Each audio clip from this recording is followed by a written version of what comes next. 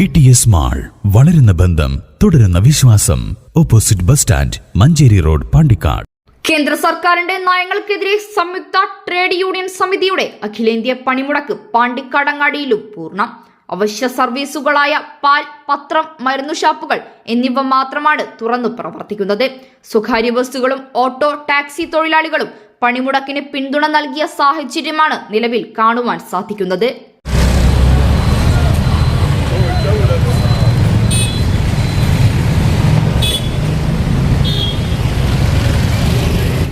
Labour കോഡുകൾ പിൻവലിക്കുക, മഹാത്മാഗാന്ധി തൊഴിലുറപ്പ് പദ്ധതി പുനഃസ്ഥാപിക്കുക, കർഷക വിരുദ്ധ നിയമങ്ങൾ പിൻവലിക്കുക തുടങ്ങിയ ആവശ്യങ്ങൾ ഉന്നയിച്ചാണ് അഖിലേന്ത്യാ പണിമുടക്ക് നടത്തുന്നത്.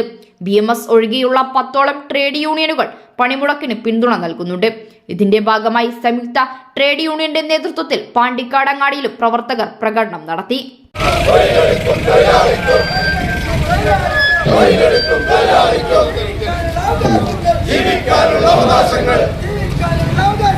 ജീവിക്കാനുള്ള അവകാശങ്ങൾ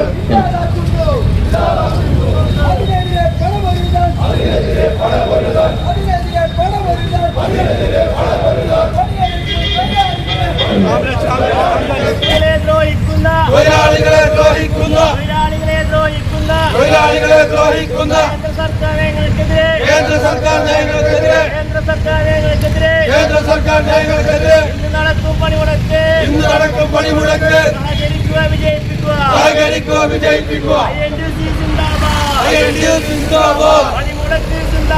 പണിമുടക്ക് സിന്ദാബാദ്.